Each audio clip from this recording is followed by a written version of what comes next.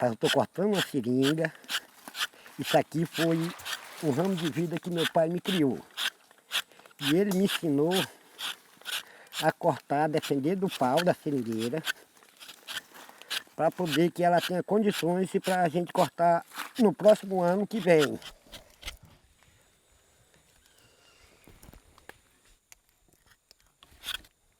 E assim, eu acabei de criar meus filhos, agora eu estou tentando criar meu neto. Naquela época era obrigado o seringueiro cortar seringa com preço baixo, e mesmo daquele sacrifício, faltando coisa e tudo mais. Como o meu pai, lá onde ele trabalhava, era assim.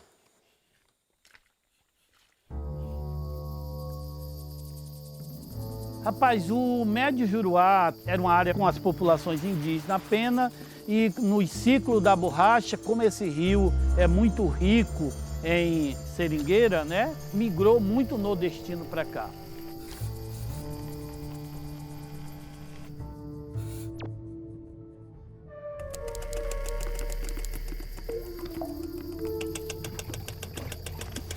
De época, pessoa que trabalha, só seringa, aí tem um patrão, né? Porque o seringueiro era assim, ó, se a senhora fizesse 100 kg de borracha, a senhora tinha direito só em 50. 50 kg era deles. De graça, né? Que você tinha que dar aquele 50 kg de graça. Aí a briga da gente mais era por causa disso, né? Porque a gente queria tudo que você produzisse, mas você vendesse tudo, tudo fosse seu. Mas veja que a migração já foi estranha. Já veio um patrão e junto com aquele patrão veio 100, 150, 200 seringueiros. Meu pai, meu irmão, meu cunhado, também na estrada aí, para ir para uma estrada de seringa. A gente morava num lugar que não era reserva, era dominado pelos patrão e a gente não tinha opção de nada, a gente só fazia o que determinava para a gente fazer. Os trabalhadores chegavam já devendo pelas passagens, pelas ferramentas e até pela comida. O pagamento vinha em borracha, mas quem definia o preço era o patrão. No armazém, os produtos eram caríssimos e a conta nunca fechava. Assim, o seringueiro vivia preso a uma dívida sem fim, um sistema que se parecia muito mais com escravidão do que com trabalho livre. Nós estávamos num cenário só de aceitar o que vinha. Né? Os patrões, por exemplo, não deixavam você fazer a farinha de mandioca. Por qual razão? Quando você estava fazendo farinha de mandioca, você não estava produzindo borracha. Isso era perca para eles. E ainda mais, você era obrigado a comprar a farinha no barracão. O primeiro lugar onde o seringueiro chegava era o barracão. Ali comprava espingarda, facão, panelas e remédios. Tudo o que precisava para começar a trabalhar. O barracão era o centro do seringal. Guardava a produção, controlava as dívidas e prendia o trabalhador nesse ciclo.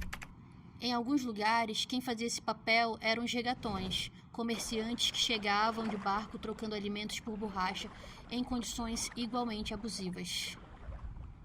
A gente começou a se juntar para ir se juntando para ficar melhor de conseguir as coisas. E com esse ajuntamento das pessoas, agrupamento das pessoas, passamos a ser chamado de comunidade, né? E aí a gente criou as comunidades e depois brigamos pela reserva, passamos uns 10 anos lutando para a criação da reserva. Decretaram a reserva no dia 4 de maio de 97, né? Então a gente começou a ser dono das coisas para fazer o que queria, de uma forma do jeito que a gente achava melhor.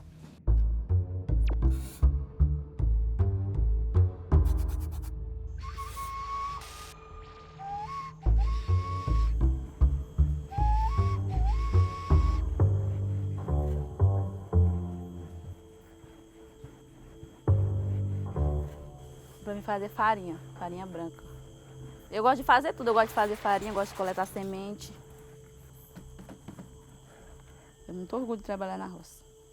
É um trabalho que eu gosto muito de fazer.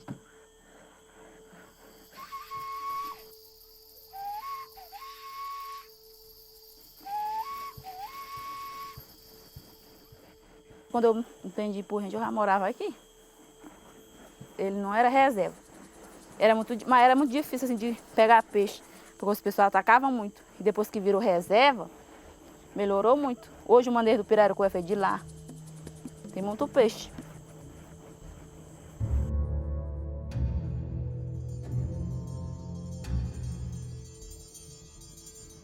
Criei 6 filhas na agricultura. Desde quando eu me entendo de gente que eu já trabalho na farinha.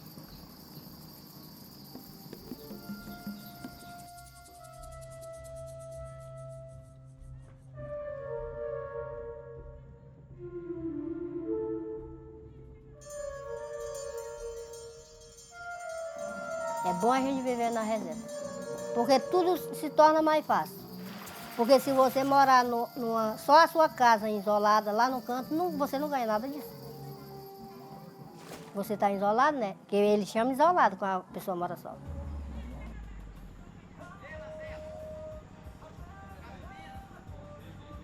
E a gente sonhava muito morar num lugar que fosse da gente. Quando surgiu a reserva extrativista, a qual é essa que hoje a gente mora, aí a gente sabia qual era a importância da reserva para a gente, a liberdade que a gente tinha, trabalhando dentro dela com responsabilidade. E a gente logo se juntou, se reuniu e tomou uma decisão, escolheu um lugar para morar na reserva extrativista, e esse lugar foi esse aqui.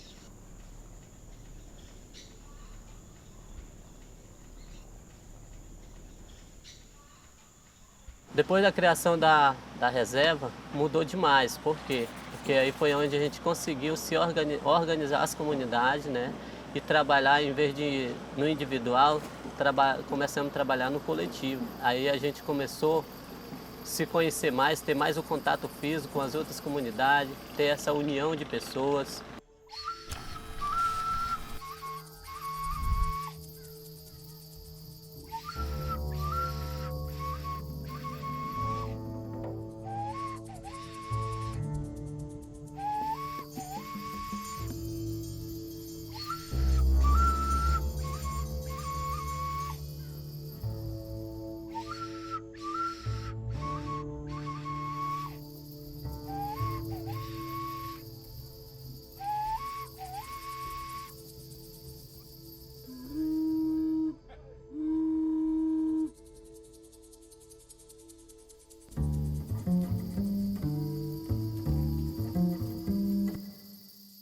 A meu avô contava dessa história, porque ele morava aqui, antigamente, tudo nu.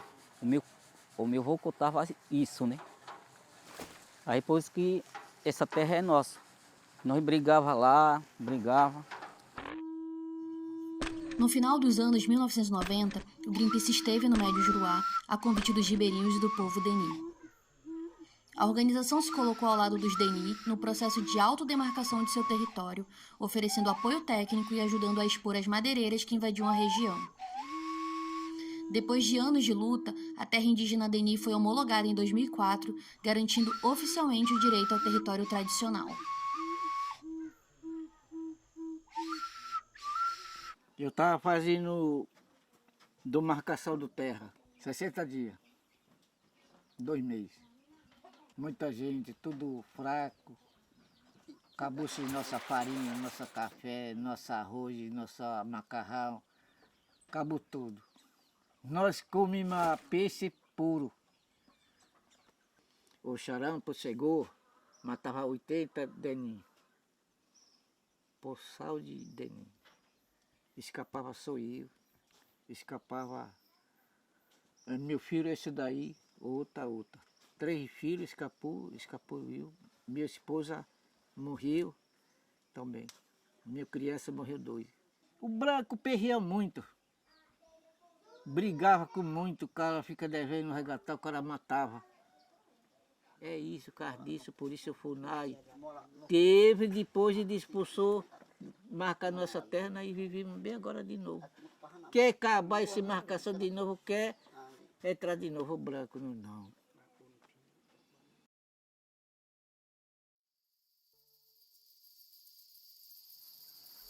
Isso aqui é todo meu parente, meu primo. É muita luta essa terra, muita luta.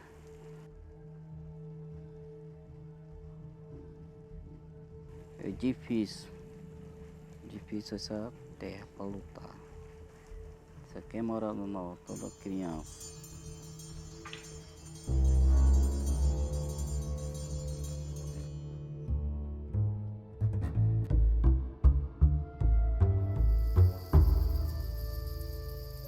A Amazônia é minha casa, é o meu país onde eu vivo, minha localidade onde nós vivemos, né?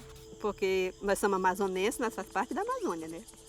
E é muito bom morar assim, porque a pessoa que é amazonense, eu acho que é uma pessoa que vive alegre, vive feliz, porque que a maior floresta que existe, eu vejo dizer que é o Amazonas, né?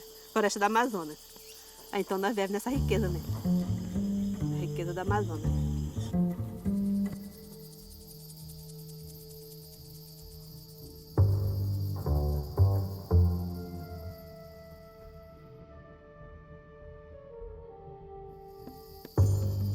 É tipo assim, aqui os pessoal tem um costume de chamar o outro de vizinho, quem mora perto um do outro. Aí quando o cara vai mariscar, às vezes pega um peixe, manda pro outro.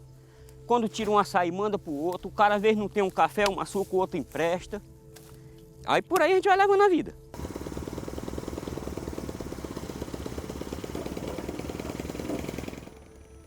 A comunidade sempre trabalha de mutirão para facilitar os trabalhos. E dessa forma a gente foi se organizando e hoje estamos aqui, né? E as PROC ela nasce mesmo de fato e de direito em 94. As PROC nascem com o objetivo de comprar e vender a produção dos extrativistas aqui na região, né? Geralmente a gente trabalhava completamente com esses patrões. E nunca viu dinheiro, nunca falava de dever. E também nunca colocava esses valores no seu produto. Só quem colocava era o patrões. Todos na região sofriam com isso. Os nordestinos recém-chegados, os ribeirinhos que já estavam ali e os indígenas Deni. E além dessa exploração, ainda enfrentavam a invasão de madeireiras ilegais e o desmatamento que avançava sobre o Juruá. E quando veio o padre João Derek, na época de 90, que disse assim, não, vamos criar uma associação, o povo vai se organizar, e o povo organizado vão ter mais força para lutar pelos seus direitos. E aí começou a história das PROC. Um dos objetivos escritos no seu estatuto era resgatar seus associados da garra dos patrões, né? Então fazer esse trabalho. Lembre que já existia uma política implantada da gente não produzir nada para consumir tudo do barracão. Então existia essa dependência muito grande dos barracões. Só que nós estamos falando de lugar que está daqui 55 horas de barco.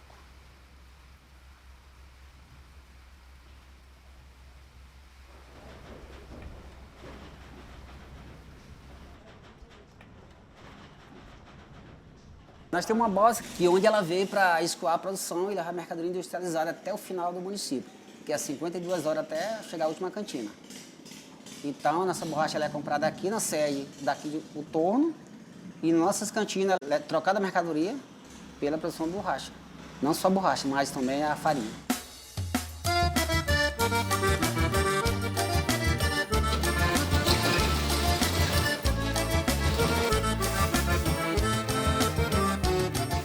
E agora as PROC, ela faz todo esse processo de compra e venda da produção, de escoar a produção e trazer a mercadoria, vendendo pelo preço justo aqui para a galera da região do Médio Juruá. A gente compra a mercadoria hoje do preço da cidade, de Carauari, sem sair de casa.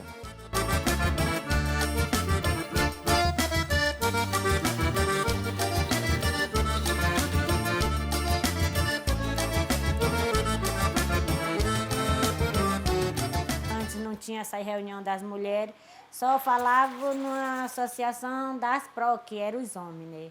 Assembleia. Aí as mulheres sempre ficavam em casa. Agora não, as mulheres têm a associação das manjas, as mulheres estão participando mais, as mulheres estão aprendendo a dar valor, a fazer muitas coisas que o homem achava que as mulheres não tinham direito de fazer, né?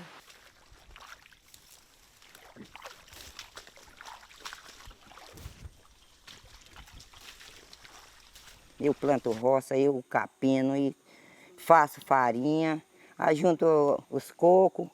Não tem outra vida melhor a gente andasse na mata. Ó. Eu fico doente quando eu passo o dia dentro de casa. As meninas dizem, mamãe, a senhora já é velha, mamãe. Eu digo, velha é o mundo, minha filha. Enquanto eu puder andar, eu estou andando, né? Aí eu pego o teçado, o paneiro, lá vai a velha breiteira, que elas chamam, né?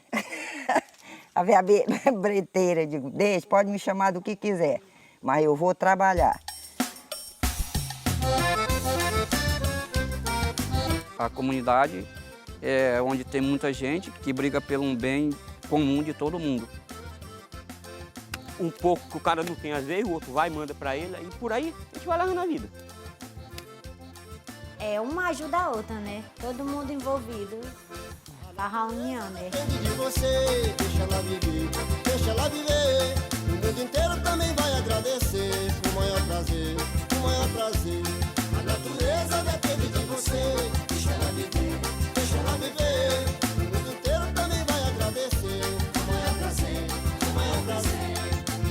Eu vou falar agora a riqueza que existe por aqui. Na RDS, na reserva do Acari, tem um peixe-boi, um pirarucu e um tambaqui.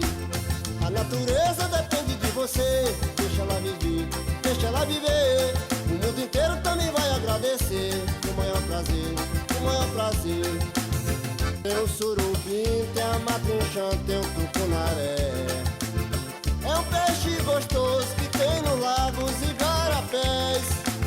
Tem uma riqueza imensa pro turista apreciar. Vai implementar seu prato, vem a pirapitinga e o judiá. A natureza depende de você, deixa ela viver, deixa ela viver. O mundo inteiro também vai agradecer. O maior prazer, o maior prazer. Eu vou falar agora os bichos que estão de extinção. O amigo homem